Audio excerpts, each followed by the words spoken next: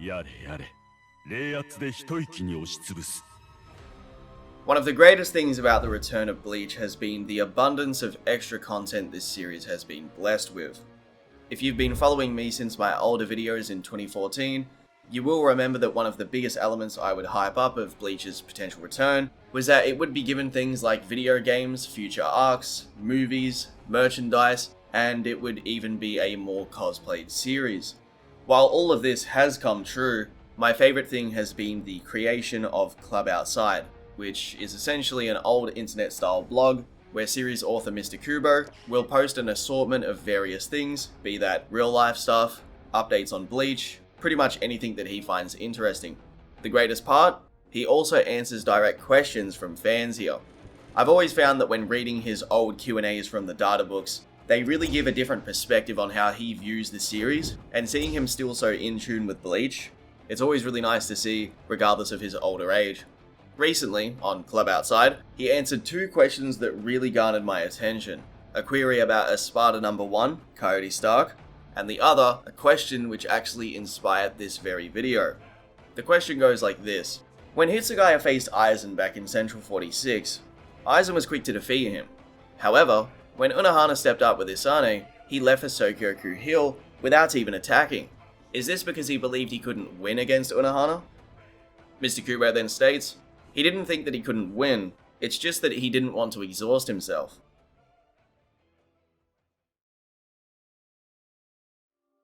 One of the first characters to really showcase some insight into how strong Aizen may be at this time is actually Ichigo, the main character. After having his theme song literally turned off by Aizen's finger, Ichigo witnesses Aizen decimate Sajin Komamura with a casual release of Hado 90, Kurohitsugi. Ichigo is so visibly in awe of this, that he cannot fathom the reality of how much Aizen's power dwarfs another captain. This same comparison would be conveyed again through the story, when Aizen is described to have the spiritual pressure of 2 captains, and this would actually be needed to not only fuel but subdue the Hogyoku. Though most of us know that captain level is rather vague, the fact he is seen as double that of Sajin Komamura is a pretty good visual representation.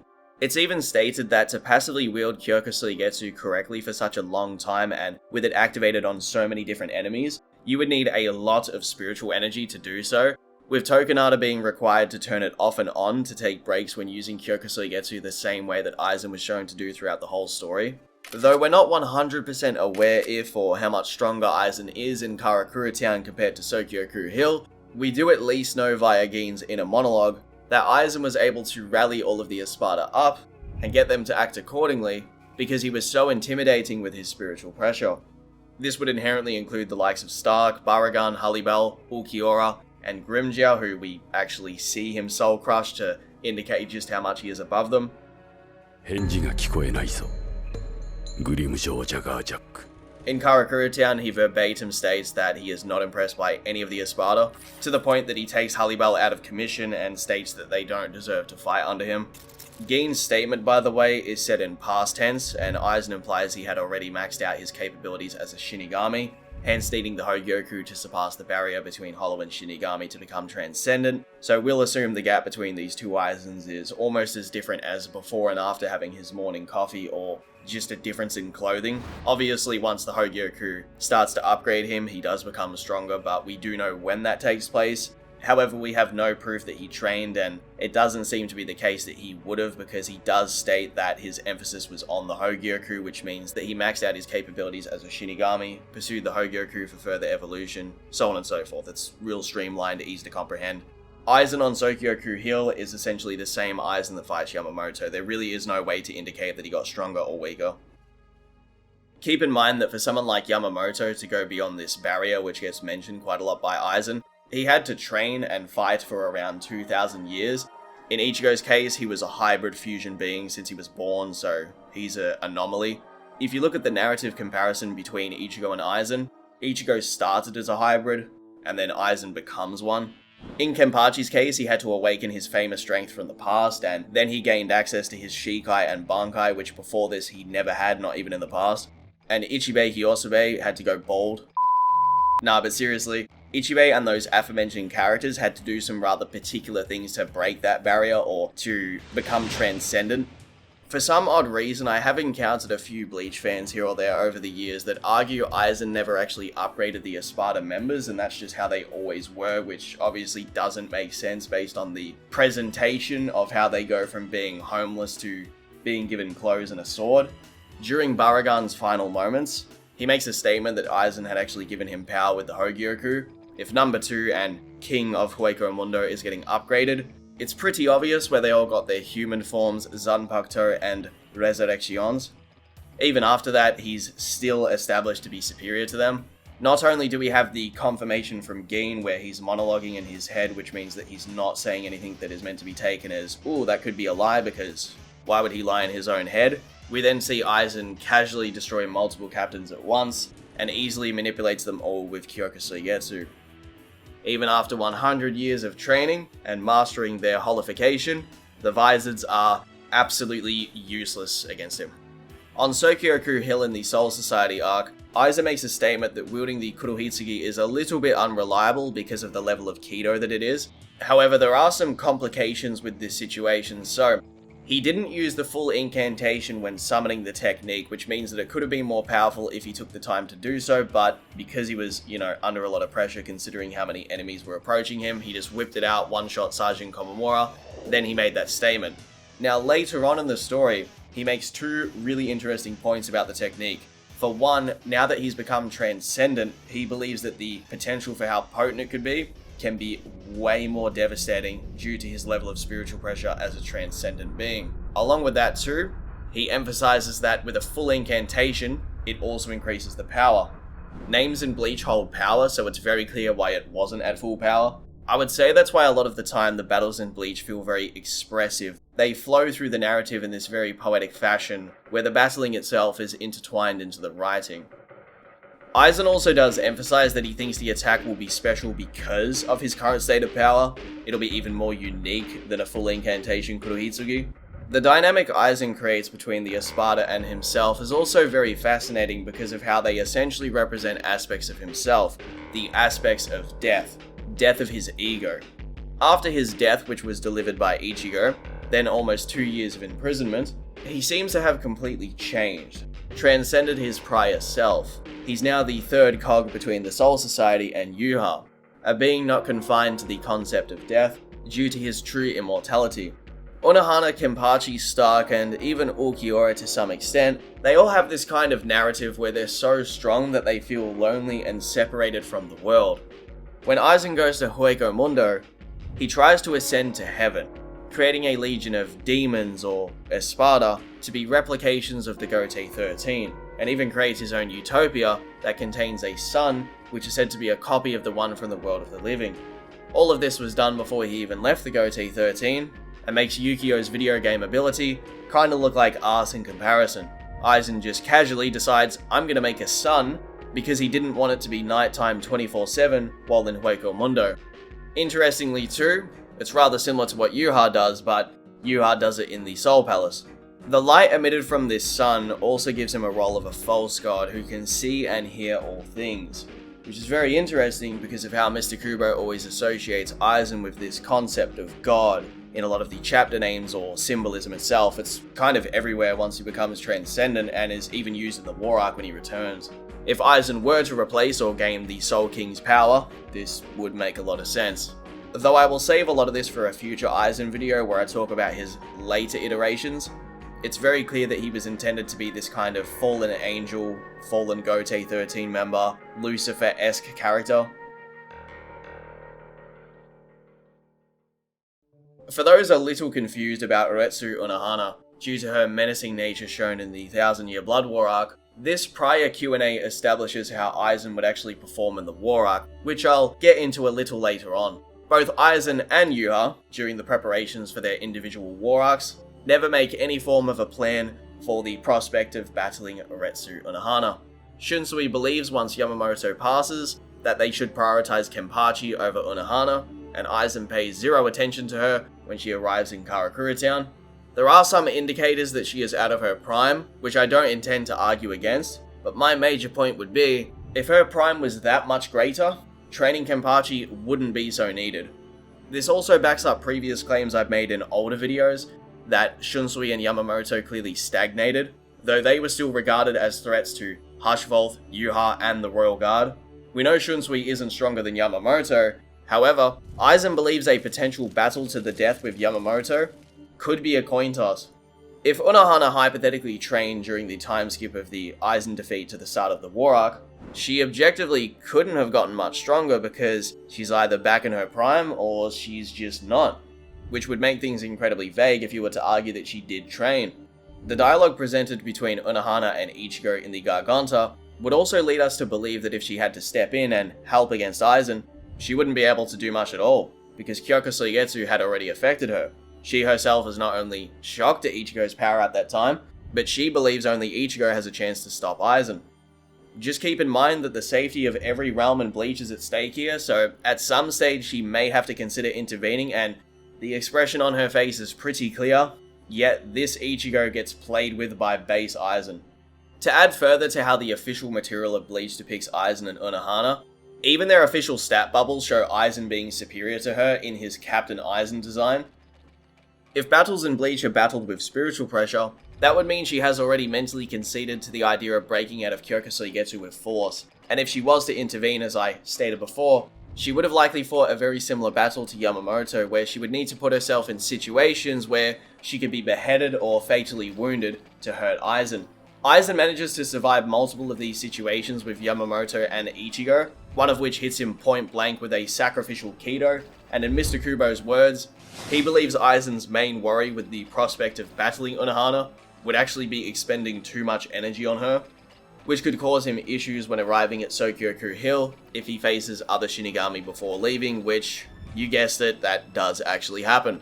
Some may argue that, well, you need to also consider that Gin is with him. Now, not only would Gin not do that in character, as he's never actually been shown to do it, not even in Karakura Town, but Aizen thinks this kind of reliance on a teammate is a sign of weakness. I also don't believe that Gin would help him with further evidence, because if he was to see that Unohana gets the upper hand at any stage throughout this encounter, he would just let Aizen die. In fact, he might actually help Unohana, so keep in mind that he is somewhat aware that in the future, Aizen will likely become harder and harder to kill. He is quite privy to a lot of Aizen's future planning, so one of those things would include what he is doing with the Hogyoku. Gin is also aware that he has this secret legion of very strong hollows, so again, it would actually be optimal for him to help Unohana. I guess in a sense too, there's kind of a narrative contradiction for Aizen to consistently yearn for a person to fight him on his level, if there are just multiple beings that can casually be this way all the time, all around him. He would more than likely entertain a battle with Unohana, or at the very least make a plan for her if he did view her as a legitimate threat. He doesn't seem to have any issue with Unohana in particular either. He knew that he could just leave, hence why he did that. It's kind of similar to the Renji encounter where he's like, I don't particularly want to kill you, Renji, but if you keep standing in my way, I will do it. To Unohana's credit, Aizen does compliment her sharpness when figuring out that the body of his recovered was actually a fake. Urahara more than likely also finds the prospect of battling Aizen before fusing with the Hogyoku more tricky, due to how he wields Kyoka Suigetsu and other techniques, thus would tie back into the ego death and change of identity narrative that I mentioned. Aizen seems pretty verbally consistent that his only true worry in combat is actually Yamamoto, and makes contingency plans for a hypothetical awakened Kenpachi, that's if he ever were to appear. This showcases that many things are actually quite known to Aizen. Yamamoto's Bankai, Kenpachi's notorious strength in the past, Ishin's Bankai, which he verbatim sort of talks about, Unohana's status as the Kenpachi, even Yoroichi, as depicted in the current anime adaptation of Bleach, she has knowledge of Senjumaru's Bankai. It's also showcased that there are old Quincy drawings of Bankai Yamamoto too, and a painting on Yamamoto's wall, showing to me that a lot of Aizen's contingency plans around Yamamoto were specifically how he would deal with Bankai Yamamoto, so when he talks about battling Yamamoto to the death, he's keeping that in mind. As a general rule of common sense, he would also expect that anyway, because if he gets the upper hand against Shikai Yamamoto, well, what's the next logical conclusion? He's probably going to go Bankai, and even if he doesn't have knowledge on what it is specifically, one thing that is known is that Yamamoto has the most destructive Zanpakuto of all, so you get what I'm saying. A feat from what we could consider an actual weaker version of Aizen would be Earlier in Turn Back the Pendulum, Aizen is shown casting Keto barriers without even looking and blocks an enraged Keto from Tessai. Now, Tessai is very interesting because he was the former captain of the Keto Corps, and this gives us further insight as to how adept Aizen is at casting Keto, and this is before Aizen even becomes a captain. So again, just more examples of how much stronger he is than a captain. I want to take a second to read you all the most in-depth glaze I've ever witnessed from a character in fiction. A glaze session so wild that it truly encapsulates just how menacing Aizen actually is. Captain Aizen isn't scary because he uses Kyokusui Getsu. Kyokusui Getsu is a terrifying power, but there are lots of guys who'd rather die than obey him if that was all he had. Those crazy Espada all had their individual motives, but were brought together by one thing: his strength. Captain Aizen's powers are without equal. Beware of Kyokusui Getsu? No, that's reckless. Beware of everything else? No, that's reckless too. The sky falling, the earth cracking open, you can all put your wits together to prepare for all kinds of calamities, but Captain Aizen's powers are far beyond any precautions. I have witnessed events so tiny and so fast they can hardly be said to have occurred at all.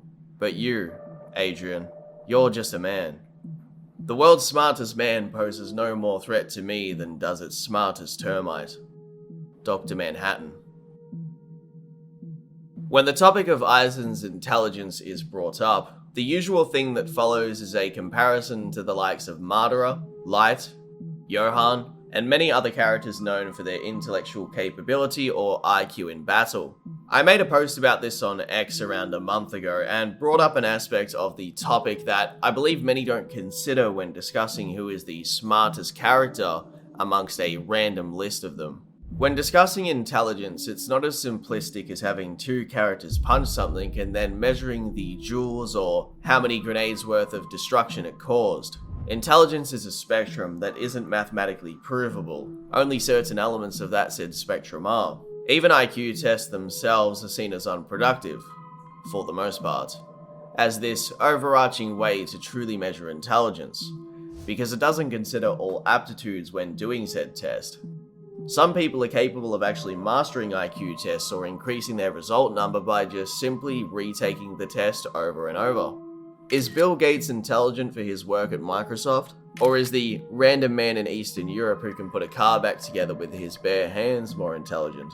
Is the person who will save you from dying in the wilderness due to their medical expertise more intelligent? Or the 130 IQ chess master who can't? Humans are not computers with preset programming that defines all capabilities, and instead of thinking about this idea of intelligence, you should think more about what you personally value as intelligent. This will also define your own personal bias when discussing these subjects. In some cases, even the smartest in history have fallen to the smallest of mistakes. Some would consider those educated deeply about a sport to be intelligent, while others prefer the scholar of quantum mechanics. That being said, as I don't want to turn this video into a thesis on the bell curve, I do, however, want to point out that what Aizen did achieve throughout the story, while kinda doing everything with the mindset of actually wanting to lose, is also very impressive when you consider that he was able to fool the entire Soul Society, except for around 5 to 10 individuals, for 100 years or so, without raising further suspicion. Shinigami from Bleach, at least from what we know of the story, can live to be around 3,000 years old. So even from just life experience alone compared to real-world humans, they empirically have far more capability to absorb knowledge over their lifespans. Aizen's an interesting case because I think if anything, he is mentally nerfed and quite destructive in his impulsive behavior. Most of his plans don't even actually work out in the way that he initially wanted them to. Rukia not being executed, getting caught by Unohana, being forced to stab Momo himself, Wonder Why's not defeating Yamamoto, almost actually dying to Yamamoto twice. If you go back and just read his interactions with characters and sort of analyze the plans themselves a little further than just the all a part of my plan, Keikaku, you'll be surprised at how many things don't actually work out for Aizen or in the specific way that he wanted them to. He also delays his plans to force Ichigo into evolving, which in turn, leads to his direct defeat. While a chess match between Light and Aizen sounds good in theory, consider that Aizen's brain perceives reality and information so much faster than Light can that he'd have not only a higher crystallized IQ than Light with his age, especially for pattern recognition and memory, but Aizen could work out 500 considerations before Light makes one single chess piece move in his head. Aizen believes his only intellectual rival to be Kisuke Urahara, and he's a man known for his 1000 plans. Light's getting flustered and almost beaten by above average intelligence police officers, while Aizen is outwitting what we would consider hypergenius beings that have mastered healing, aging, a utopian society for themselves, and technology beyond our comprehension. Relative to Madara's age, Aizen has actually lived around 5 of his lifetimes. In his own words, Aizen's hit his peak, which would cover all faculties like intelligence. He aspires to transcend the very limitations of Hollow and Shinigami, so to hit a higher level of intelligence would also be connected to that. Intelligence in the way I've described, apart from the brain processing speed aspect, is also weird when you think about it like this. Is Aizen more intelligent for defeating the Gotei 13, who have a combined age of close to 5,000 years of experience? Or Madara defeating the Kage, who probably have a combined age more closer to 200? Is Aizen fooling all of the Shinigami into looking at Kyokusei Getsu years ago an intelligence feat, or something capable by even one of you in the comments if you were him? Give Aizen a death note, a brief summary of how modern human society works, with a will to win, and he would likely be unstoppable.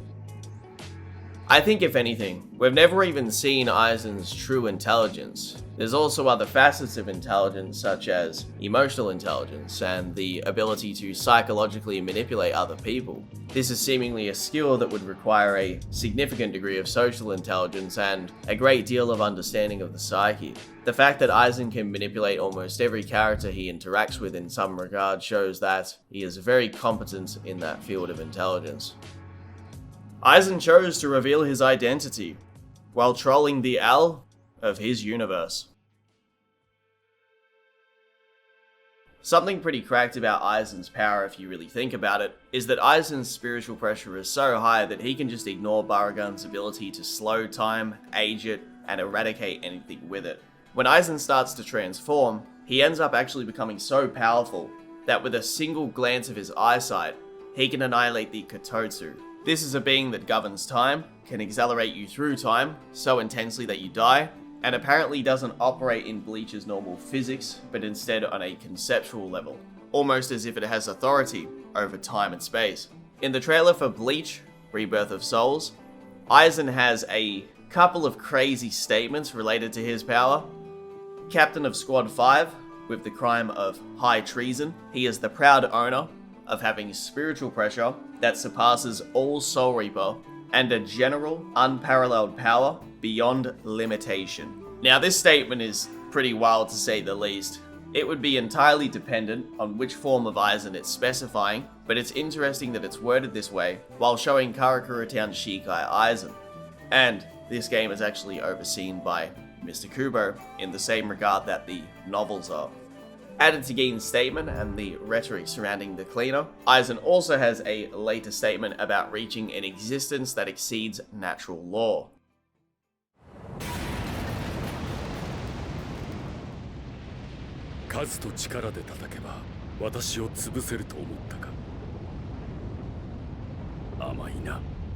His two encounters with Isshin are very situational also, with Isshin being attacked off guard so Aizen can watch his experiment battle him, and he's then fighting Isshin later in the story while playing hot potato with the Hogyoku, which is about to awaken. It's pretty clear that Aizen has the speed advantage and doesn't go all out against Isshin, further showing again how Aizen is pretty comfortably many times stronger than a typical captain. Even when Ichigo uses his mastered holification, which is comparable to a resurrection in transformation, which is comparable to Bankai according to Urahara, he still cannot close the gap with Aizen, especially when Aizen gets serious. According to other statements that Aizen makes, he considers Yamamoto a greater force than the fighting potential of the Gotei 13, so this would show us that Aizen is a head captain tier threat, and considering Shunsui becomes the head captain after Yamamoto's death, the proof is in the pudding, so they say. Something rather nasty about Aizen is that, if you pay close attention to his encounter with Shinji in Karakura Town, not only was he never under Shinji's Sakanade, but Aizen makes a very particular comment, one that distinctly references how he was never under his ability the entire time, but in fact, Shinji was still under his Kyoku Suigetsu 100 years later. This would also become more and more obvious when you start to look at how the art in both the anime and manga depicts Aizen having no slash wound after he was supposedly slashed. You could say he may have healed in that time span, but he can't heal clothing. To go even further with this, have you ever paid attention to what Shinji's Bankai actually does? It turns everyone placed under it into foes, which makes it a rather dangerous Bankai to activate. Isane describes that the initial ability of Aizen's supposed Zanpakuto was the exact same ability, using reflections of fog and water to confuse one's enemies so they kill each other. Not only does he mock Shinji verbally, but does so physically twice. Aizen asks Shinji, "How long did you know I was there?" Shinji asks, "How long were you using Kyoku Suigetsu?" Shinji states, "Since Aizen was a baby," which is what Aizen then states to Ichigo. Mr. Kubo made some pretty creative parallels between these two, even giving them similar Shikai techniques. Shikai and Bankai are meant to be reflections of one's true character, and their dynamics with their lieutenants are reflections of one another. Very ironic. An ongoing theme with the way Aizen has always been presented in the story is that he was just always this head captain level threat. I've always kind of mentally placed Captain Aizen around Yamamoto and Fullbring Bankai Ichigo caliber. It's quite clear that Fullbring Bankai Ichigo, though he isn't stronger than Yamamoto, at least with certain argumentation he's not, he should at least linger right below him, especially based on the way yhwach describes that form of Ichigo, and obviously Aizen, being the anomaly that he is, would fit in that caliber of power, so it's been pretty consistent since he was first established in the story. Ishin's feats, while out of combat for 15 or so years, the Vizard's still not surpassing him after 100 years of angry training, and Shunsui's explanation of how long it would take for Toshiro to linearly surpass him also would give this credence. Official Bleach side material even states he ranks among the top Gote 13 captains before his true identity is even revealed. This means fake Aizen was already regarded as insanely powerful. He's actually stated to excel at everything, which would include Zanjutsu and Hakuda. Because of the way he usually fights, he gives off more of an elegant, swift combat style, but if he had to have a sword fight with Unohana or Yamamoto, he would do better than you might actually think. Keep this very clearly in mind. The stat bubbles and statements in these guidebooks are talking specifically about fake Aizen. As an example to add to my prior point, Renji might state that he trained to fight or surpass Aizen, but that doesn't mean he actually has. I wouldn't give him a chance to be someone that could swap blades with Captain Aizen until he gets his true Bankai. This is one of those situations where the feats would actually take priority over the statements. There's a very solid argument to be made that Yamamoto stagnated across the time skip, both mentally and physically, and if Aizen has only viewed Yamamoto as his main threat and Urahara as his mental rival, then realistically, Captain Aizen could slaughter a majority of the Sternritter, with the only ones capable of threatening him being the Royal Guard. Because of the aforementioned levels of power that characters like Yamamoto and Urahara were at, I believe Aizen would have still been classed as a war potential by yhwach, even if he never transformed with the Hogyoku. He's far too dangerous, unpredictable, and if Aizen was a good guy, that, let's say, never defected from the Soul Society, he and Gin would have been major obstacles for the Sternritter. Returning to Kyoku Suigetsu for a moment, this is also an incredibly useful tool which not a single character in Bleach, including Soul King yhwach, has ever forcefully broken out of. Even when Ichibei rewrites yhwach's entire being to be that of the power of an ant, and removes the value of his name, Kyoku Suigetsu is still present. Kyoku Suigetsu is such a strong mind hacks that it's capable of resisting conceptual manipulation. Ichibei has authority over the value and concept of names and the color black, and even while hitting him with his ink and rewriting his whole being, when yhwach restores his powers, Kyoku Suigetsu is still present. Those Quincy's are f***ed. Consider that while Unohana never attempts to overpower the technique with force or even mentions doing so, Yamamoto never considers the activation of Bankai to do the same either. In fact, keep this in mind, Shunsui was going to use Bankai against Stark, and this isn't reflective on whether or not he truly needed it. He just felt like to kill someone like Stark, he would need Bankai, so it could have been a stomp for all we know. It isn't indicative of the fact that Stark scales to the Bankai itself, but hear me out on this. The very fact that Shunsui doesn't use it against Aizen is very clearly an indicator that not only would it be useless against Kyoku Suigetsu, but it wouldn't be enough to actually deal with Aizen. And when we're talking about the severity of threats here, it's quite clear that Aizen is a bigger threat than Stark. The time skip and misinformation about the Shinigami badge has given people quite a bit of cognitive dissonance in regards to Bleach's power scaling. While it's true many characters did train before the first wave of the Stone Ritter invasion, there's a lot of lieutenants and captains that would objectively still lose to Captain Aizen. The gap between these arcs isn't Frieza to Majin Buu, there's legitimate consistency to prove that many of these Stone Ritter and captains would be spanked by Captain Aizen. Realistically, when you break it down, what does a Stone Ritter like Gremmy do to someone like Aizen? All Kenpachi had to do was look intimidating enough, and Gremmy accidentally ended his own life by trying to imagine himself the same as Kenpachi. Once he falls victim to Kyoku Suigetsu, he would lose to Aizen's sword slashes or various Kido. Aizen could also, if he was to take a similar approach to the Kenpachi situation, knowing how oblivious Gremmy is, he's pretty much a child in an overpowered person's body, Aizen could simply make himself appear scarier than Kenpachi was, and he would just do the same thing as before. If he were to fight the X-axis, Lilibaro, especially with the intent to kill, he could use Hado 99 to absorb his energy, thus dealing with his intangibility. Gremmy and Lilibaro can spam their attacks all day, but they will never hit Aizen. Once Aizen becomes aware of how they steal Bankai too, he would never use it, and he doesn't in the normal story anyway. Along with that too, depending on the opponent, Aizen could power null the capability of his Bankai being stolen, very similar to what Yhwach explains about Yamamoto. But he actually has a very good win condition against someone like Lilibaro, so if he was to summon a full incantation Kurohitsugi around Lilibaro, he would be able to annihilate him with so much gravity that his very being would be molded and stretched out into nothingness. If he's made of light and intangible, well, what happens when light enters a black hole? Exactly what I just said about what he would do to Lilibaro. Shunsui did not surpass Yamamoto over the time skip, and he also lost an eye during the first invasion of the Stone Ritter, so one can argue he's actually weaker than he was in Karakura Town. Captain Aizen is objectively capable of threatening even Royal Guard level Stone Ritter before he even transforms into any of his Hogyoku forms. Hopefully a lot of this helps clear up some of the downplay that people have been spewing about Aizen. His access to Kido makes him disgusting in cross-verse debates, and even within the normal story itself, being able to whip out teleportation Kido, lightspeed seals, sealing in general, time stop, barriers with thousands of defensive layers, existence erasure, healing, lightning, light, fire, binding, absorption, so many different Kidos. In fact, we don't even know all of them, and he can wield around 100. There is potentially around 100 different Harry Potter spells that he can just wield in combat. For a bit of perspective to explain how strong Captain Aizen is, this will give a pretty good mental image. He could flick his wrist in the most casual manner and replicate the feat Ichigo performed where he slashed millions, in fact, some translations say hundreds of millions, of lightspeed razor petals from Byakuya's Bankai. This is also super obvious too, but he could block the Sokyoku, and when he becomes stronger in the story, it's implied the Sokyoku is actually incapable of executing him.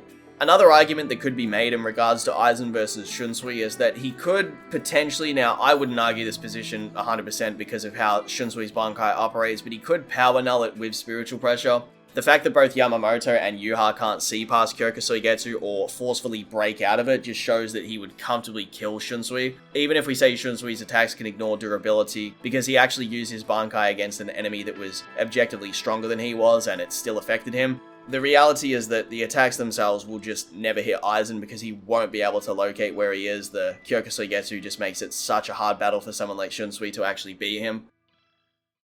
There's a Q&A from around 15 years ago where someone actually asked Kubo what would happen if Shunsui was to activate Bankai against Aizen, could he defeat him in a sense, and Kubo pretty much sort of pushes it away with like, Shunsui isn't thematically meant to be the guy that sort of fights Aizen. Obviously, based on the way I've described, Kyoku Suigetsu just makes it impossible for Shunsui to win, and they in fact battle in Karakura Town, which is shown, but just like the other Q&A, Mr. Kubo seems to agree that it wouldn't go well for Shunsui.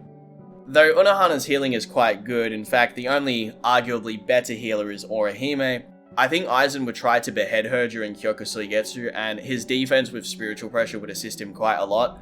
It is also shown in the stat bubbles that his defense is better than hers, and again, I gotta be really clear, this is stats that are given to the fake Aizen, so the stats could actually be higher for the real evil Aizen if he is to fight her seriously, so a fair bit of evidence is present that he would in fact be able to defend himself pretty well against her. If he can tank Yamamoto's sacrificial Hado, he should be safe when fighting seriously. Though the ability is unknown, he could rely on a hypothetical Bankai activation to amplify himself further if needed too, so keep that in mind.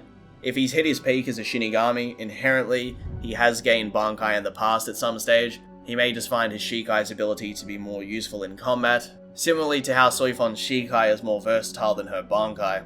I can't comfortably see a reality where Aizen, of all characters, hasn't achieved Bankai. He would have achieved it purely out of curiosity, there's just no way he doesn't have it. It also kinda like makes his plans more difficult if he doesn't have that up his sleeve just in case.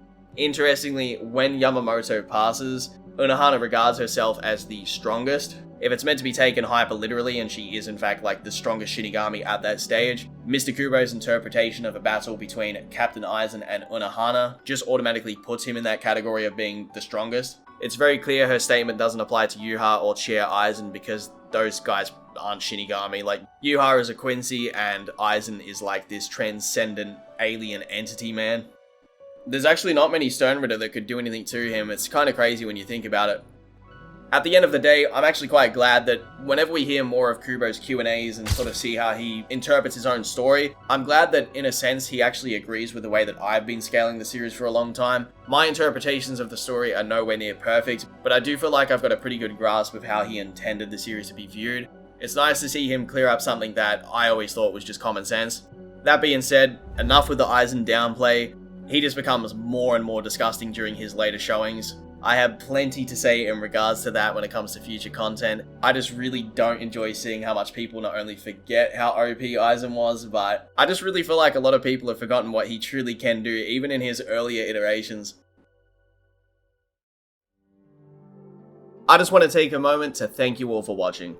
This video was proudly supported by our good friends from my Twitch streams, Locomotive, Doopersage, and Guru, who is actually launching a YouTube channel that they wanted me to mention at the end of this Aizen video. Here's a message from them. The United Heroes is an upcoming power scaling YouTube channel. Green Shifter and Guru are the hosts. They're going to be covering mostly cartoon and comic book related power scaling content, with a little bit of anime content sprinkled here and there. And in my humble opinion, it's probably going to be some of the best content you've ever seen. They're incredibly nice people, and they said that they've actually got some fire videos that are in the works right now. Go check them out below, give them a subscribe. They supported my video very heavily, and as a community, we should help these guys out. If you'd also like to support my channel in the same way that they just did, kindly consider donating to my PayPal link below, which is in the description. When I say below, I'm always indicating the description, but everything helps. It's greatly appreciated, and I'll show the usernames of everyone who generously decided to donate at the end of one of my future videos. This allows me to pay for editors to ease on my workload, I can produce content faster, and in general, it does help me out with my day-to-day things. I have no plans to make a Patreon, so this is definitely the easiest way to support me beyond just clicking a like button or subscribe, which, by the way, I do appreciate that, but again, this is for those who want to take it a step further. As always, no one is expected to do so. I'm just a YouTuber at the end of the day, and I'd prefer that you actually spend your money on things that matter to you and, help yourselves before you help me, but again, this is purely for those who want to support my content. Regardless, thanks to all of you who support what I do. I'm trying my very best to make more videos for 2025. My goal is to get 2 more videos out in the next few weeks, one of which is already being edited. Thank you all for watching, and have a great day. Fellas, there's no way I could end this video without mentioning that when people cherry pick and go out of their way to downplay Bleach characters, they usually go over to the very first data book of Bleach and pick out the infamous lightning speed Ichigo description.